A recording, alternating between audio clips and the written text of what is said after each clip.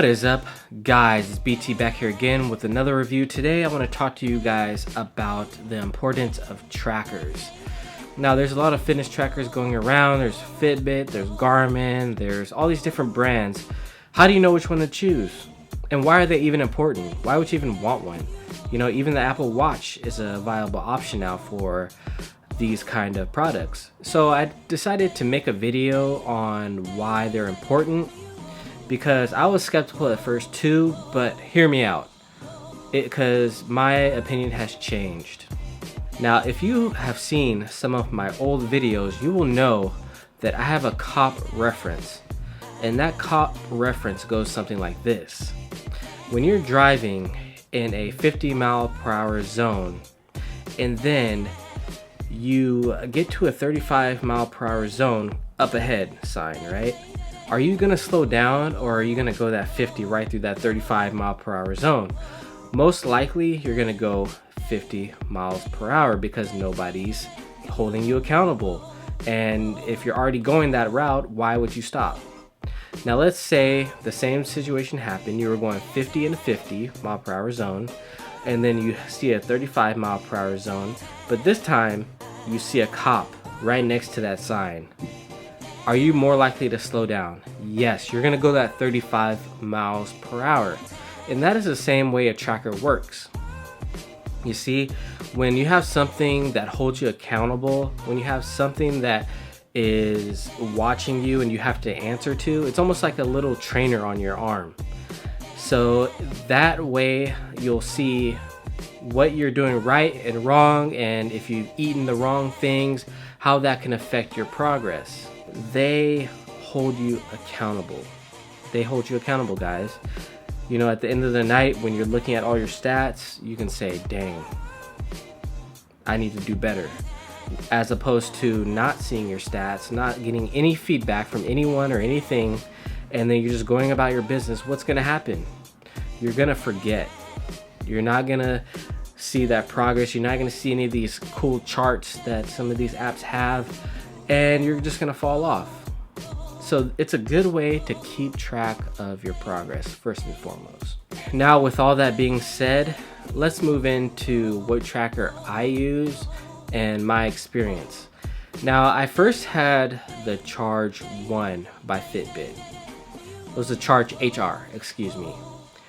Now, my problem with trackers and the Apple Watches is they don't have that great of battery life. So if you're trying to track for 2 to 3 days max on the battery, and let's say one day you forget to wear it, and then you're going about your day and you're like, I guess I don't really need that watch or that tracker.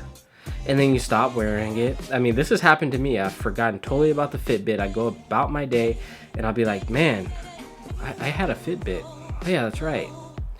So I picked up the Charge 2 because they said it had 5 days of battery. And this is very, very good.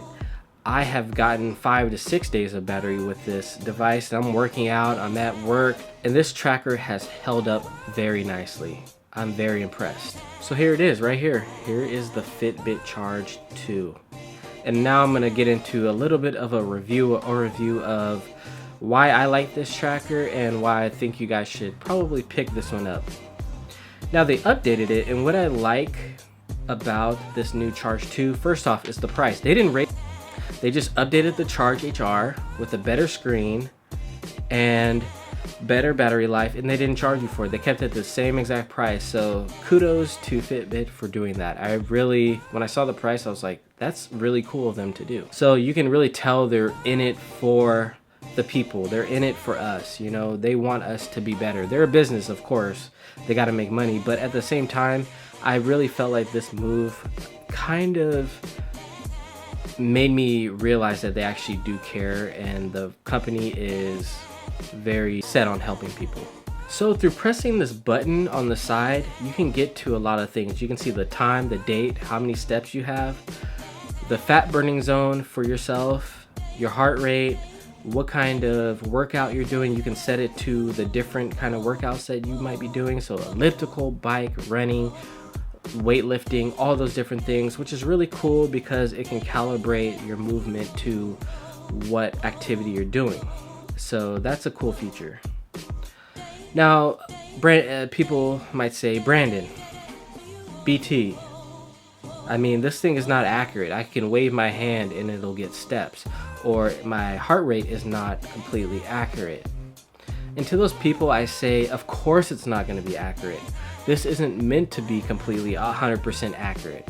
But if it can be 80 to 90% accurate, then you can get that feedback, which is most important. Is it's not supposed to be a accurate, to the book, by the book, exact numbers. It's supposed to be a guideline for you to do better and to give you an idea of what you're doing on a day-to-day basis, so you may have those days where you're waving your arms, or you're doing more work with your arms, and you're like, why are my steps like at 1,000? I haven't been walking 1,000 steps. Well, it's giving you a generalized idea of your activity throughout the day.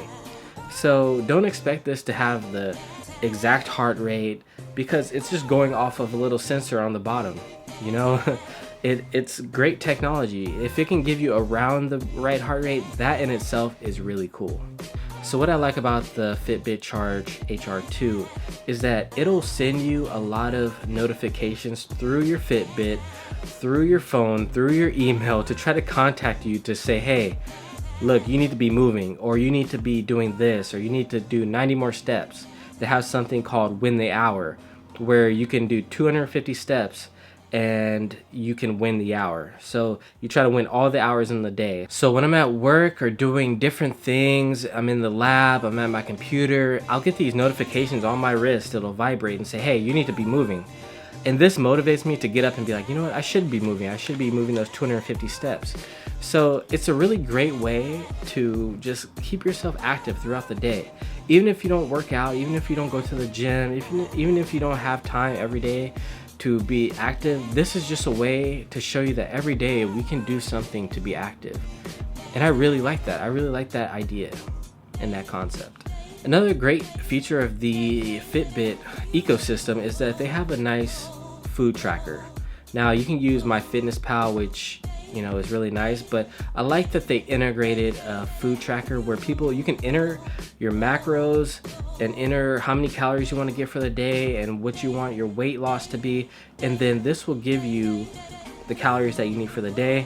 And then you can add different foods. Let's say I eat at Chipotle, you can add chicken, you can add whatever toppings you got into the app, so you can see if you're in a deficit or a surplus for your calories, which is really cool. I really like that. And it calculates your steps, your heart rate, all into how many calories you have left for the day. So it gives you a very general idea of how your day is going, and it tracks and it keeps you and it holds you accountable.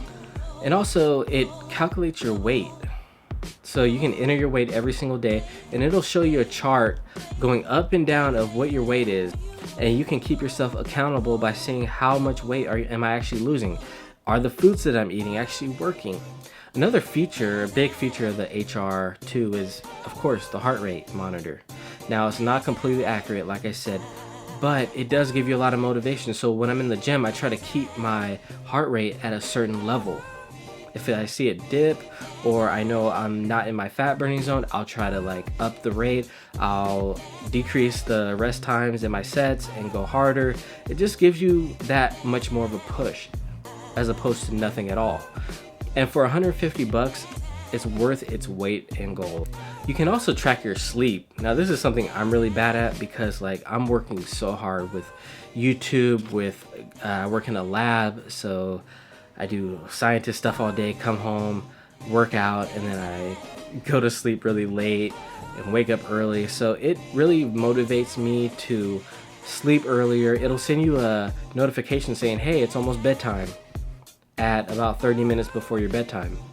So these little reminders kind of just help you in your everyday life. It's a product that will help you in your everyday life. Now, in the new HR2, they also added another relax exercise onto the tracker. And what this does is it gives you a 2-minute or 5-minute breathing exercise. Now, if you're big into meditation, which I meditate maybe every other day, I try to at least, it gets you in tune, it gets you more relaxed, When I'm at my desk, I can just turn on the relaxation app on my watch, and it'll show this little bubble going in and out, and you follow it with your breath in and out. And when I'm swamped with paperwork or I have a lot to do, I actually stop my paperwork and I turn on this app, and it calms me down. Plain and simple, it calms me down.